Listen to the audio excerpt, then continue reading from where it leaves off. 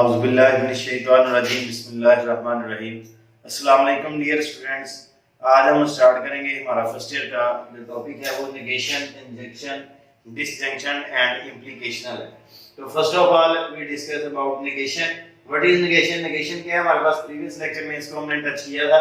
तो यहाँ पे नेगेशन हमारे पास है, इफ इज एनी प्रोपोजिशन यानी कोई स्टेटमेंट है P, it's negation is denoted by negation P. Proposition का हमने पढ़ा था कि प्रोपोजिशन का कोई स्टेटमेंट या तो वो ट्रू हो सकती है या वो फॉल्स हो सकती है, तो वो हमारे पास क्या कहलाती है? प्रोपोजिशन, बट नॉट बोथ, यानी ट्रू और फॉल्स दोनों नहीं हो सकती, दोनों में से कोई एक स्टेटमेंट होगी। तो नेगेशन हमने यही कहा है कि पी इज एनी प्रोपोजिशन यानी कोई स्टेटमेंट है, it's negation is denoted by negation P. Read not P भी इसको बोला जाता है इफ पी इज ट्रू। ठीक है, अगर यानी P जो स्टेटमेंट है वो ट्रू होगी तो उसका जो नेगेशन P है वो क्या होगा? फॉल्स होगा। ठीक है, and if P is false then negation P is true. ठीक है, इफ P इज फॉल्स यानी अगर P स्टेटमेंट जो है वो फॉल्स है देन नेगेशन P क्या होगा? ट्रू होगा। The adjoining table called truth table, इसका हम यहां पे टेबल कंस्ट्रक्ट किया है और इसको बोलते हैं हम ट्रूथ टेबल बोलते हैं। तो यहां पे हमने लिख लिया P। ठीक है, ये नेगेशन तो बाद में राइट करना है। P हमारे पास स्टेटमेंट है, इसकी दो पॉसिबिलिटीज हैं, या तो P स्टेटमेंट ट्रू हो सकती है या P स्टेटमेंट जो है वो फॉल्स हो सकती है। तो इसका हमने नेगेशन राइट करना है। हमने यही ऊपर जो है वो एक्सप्लेन किया है कि इफ P इज ट्रू, ठीक है, if P is true then negation P is false, and if P is false then negation P is true.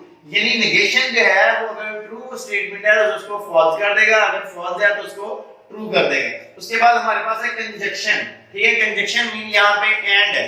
ठीक है, conjunction of two statements, conjunction of two statements P and Q is denoted symbolically as P and Q। यानी अगर ये उल्टा B का जो sign है ये वाला, इसको हम बोलते हैं यहां पे मैथमेटिक्स के अंदर एंड, और ये कंजक्शन में इसको यूज कर रहे हैं।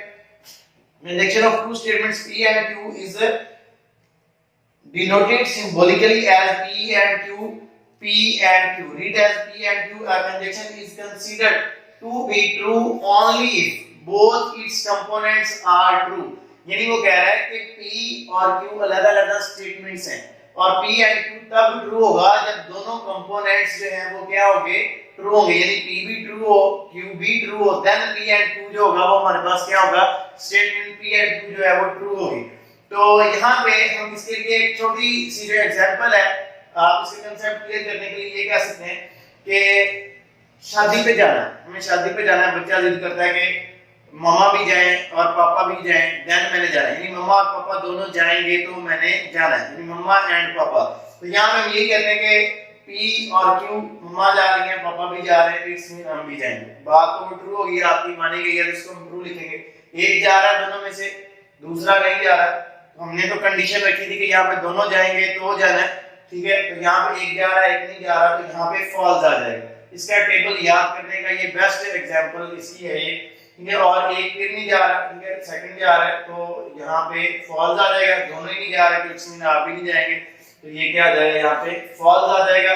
तो ये था P and Q का ट्रूथ टेबल। ठीक है, उसके बाद डिसजंक्शन है। ठीक है, पहले पढ़ा हमने conjunction, now it is disjunction.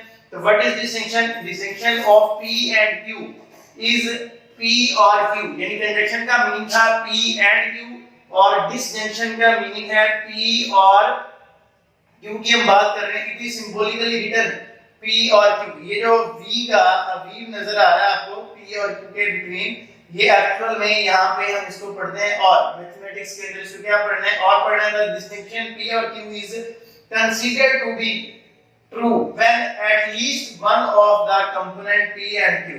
ठीक है, यानी हम कह रहे हैं कि P डिस्टिंक्शन पढ़ रहे हैं, उसका मतलब है और, यानी P और Q, यानी P या Q। अगर P या Q दोनों में से एक ट्रू होगा तो P और Q जो स्टेटमेंट है वो भी क्या होगी? ट्रू होगी। अगर दोनों फॉल्स होंगे देन ये P और Q फॉल्स होगा, अदरवाइज ऑल में ये क्या होगा? ट्रू होगा। इसका ट्रूथ टेबल डिस्कस करते हैं। तो it is false when both of them are false. P Q हमने स्टेटमेंट्स लिख ली है, कैसे आपने मतलब पता चलेगा कि ये ट्रू ट्रू लिखना है, ट्रू फॉल्स लिखना है, फॉल्स ट्रू लिखना है, फॉल्स फॉल्स। इसकी हमारे पास पॉसिबिलिटीज हम राइट करते हैं, यानी ये तो हमने बाद में इसको ड्रॉ किया। अगर इसकी बात करें P और Q की, P ट्रू होगा, Q भी ट्रू होगा, एक पॉसिबिलिटी। P ट्रू हो सकता है, Q फॉल्स हो सकता है, एक पॉसिबिलिटी, ठीक है। सेकंड आ गया।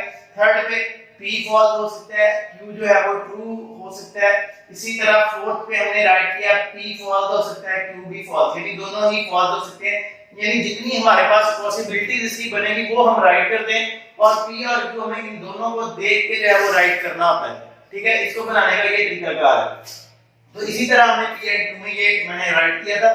तो यानी जब भी आप इसका कंस्ट्रक्ट करेंगे टेबल, ट्रूथ टेबल कंस्ट्रक्ट करेंगे, तो आपने पहले जस्ट P और Q स्टेटमेंट्स राइट करनी है और इनकी पॉसिबिलिटीज राइट करनी है कि दोनों ट्रू है। P ट्रू हो सकता है, Q फॉल्स हो सकता है, P फॉल्स है, Q ट्रू हो सकता है, और दोनों ही फॉल्स हो सकते हैं। तो अब P और Q इन दोनों को देख के हम जो है वो हमने यहाँ पे यही कहा कि P और Q जो है तब ट्रू होगा अगर P और Q दोनों में से एक स्टेटमेंट क्या हो, ट्रू हो। चाहे वो P ट्रू हो चाहे वो Q ट्रू हो, देन P और Q भी ट्रू होगा। तो यहाँ पे हमने लिखा P true, Q true, P और Q भी क्या होगा, ट्रू होगा। यानी यही एग्जांपल हमने यहाँ पे कह रहे हैं शादी वाली जो हमने एग्जांपल प्रीवियस यूज की है कि हमें शादी पे जाना है, हम कंडीशन रखते हैं मम्मा एंड पापा दोनों जाए तो जाना है। अब यहाँ पे हम कंडीशन चेंज कर लेते हैं कि मम्मा या पापा दोनों में से एक चला जाए तो मैं भी जाऊंगा, ठीक है। तो यहाँ पे हम कह रहे हैं दोनों जा रहे हैं, तो सोने पे सुहागा वाली बात है कि दोनों जा रहे हैं, स्टेटमेंट ट्रू होगी। दोनों में से एक जा रहा है, एक ट्रू फॉल्स, दोनों में से एक जा रहा है एक नहीं जा रहा, देन भी ट्रू आएगा, क्योंकि या की बात हो रही है, दोनों में से कोई एक, ठीक है। फिर एक जा रहा है एक नहीं जा रहा, ठीक है, तो एक देन भी स्टेटमेंट ट्रू होगी। दोनों नहीं जा रहे तो इसमें ये स्टेटमेंट फॉल्स होगी, क्योंकि हमने कंडीशन रखी थी कि दोनों में से कोई एक जाएगा तो जाना है, दोनों नहीं जा रहे तो वो बात तो मानी नहीं गई, तो यहाँ पे वो फॉल्स आ जाएगा। यानी इतना याद रख लें कि या के अंदर आपके पास तब ही फॉल्स आएगा जब दोनों P और Q स्टेटमेंट्स क्या होंगी, फॉल्स होंगी। तो यहाँ पे नेक्स्ट हमारे पास है इंप्लीकेशन और कंडीशनल, ठीक है। A compound statement of the form, ठीक है, a compound statement of the form if P then Q, ठीक है। इसको इंप्लीकेशनल और कंडीशनल बोला जाता है कि हमारे पास एक कंडीशन है, ठीक है, और उसको हम फॉलो करते हैं, और इफ P देन Q, ठीक है। Also written P implies Q, ठीक है। आल्सो इसको हम क्या लिखते हैं, P इंप्लाइज, सिंबॉलिकली इसको लिखा जाता है, ये यहाँ पे P, ये एरो का साइन आएगा दरमियान में, P implies Q। Previous lecture में हमने ये सिंबॉलिकल जो सिंबल्स थे ये डिस्कस किए थे। P इंप्लाइज, इसको कंडीशनल भी बोला जाता है, इंप्लीकेशन भी बोला जाता है। is called a conditional or an implication.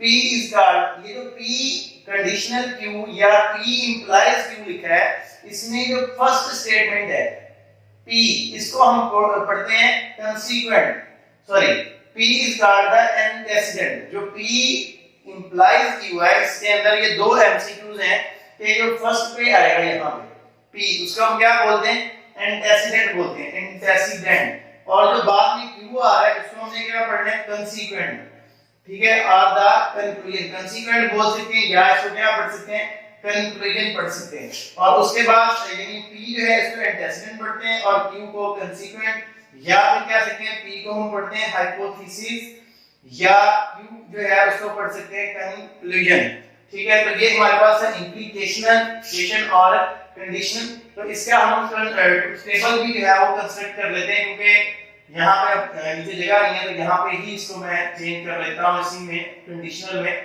तो हमारे पास यहाँ पे P इंप्लाइज Q, ठीक है, यानी P कंडीशन Q जो है इसके लिए P Q तो चेंज नहीं हो सकते, जो पॉसिबिलिटीज हैं वही राइट होंगे, चाहे वो आप इंजेक्शन पढ़ रहे हैं, चाहे डिस्टिंक्शन पढ़ रहे हैं या इंप्लीकेशन पढ़ रहे हैं, P और Q सबके अंदर क्या होगा, सेम होगा। यानी पॉसिबिलिटीज हमने राइट करनी है, P Q दोनों ट्रू है, दोनों एक ट्रू एक फॉल्स है, यानी P फॉल्स है Q ट्रू है, दोनों फॉल्स है। तो P इंप्लाइज Q जो है वो चेंज होगा। हमने पढ़ा है कि P implies P then Q, ये सिर्फ इसके अंदर हमने यहाँ पे कंडीशन इसकी एग्जांपल ले लेते हैं, इसको टेबल कंस्ट्रक्ट करने के लिए, टेबल को याद करने के लिए।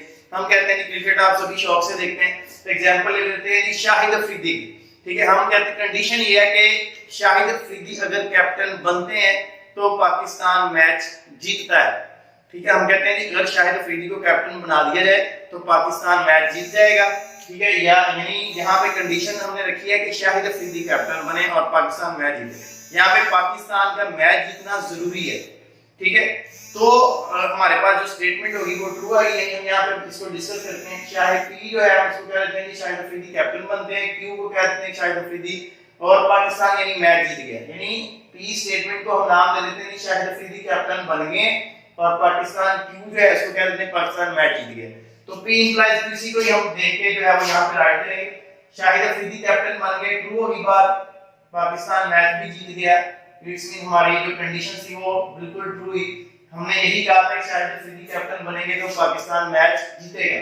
उसके बाद नेक्स्ट पी देखें ट्रू है और क्यू फॉल्स है, शाहिद अफरीदी कैप्टन तो बन जाते हैं लेकिन पाकिस्तान मैच नहीं जीता, ठीक है। तो यानी क्यू स्टेटमेंट जो है वो फॉल्स हो गया, तो यहाँ पे हमारे पास ये भी क्या आएगा, फॉल्स आएगा, क्योंकि हमने कहा था कि शाहिद अफरीदी कैप्टन बनेंगे तो पाकिस्तान मैच जीतेगा। तो शाहिद अफरीदी कैप्टन तो बन गए लेकिन पाकिस्तान तो मैच नहीं जीता, फॉल्स आ गया। तो इट्स मीन पी इंप्लाइज भी क्या होगा, फॉल्स होगा।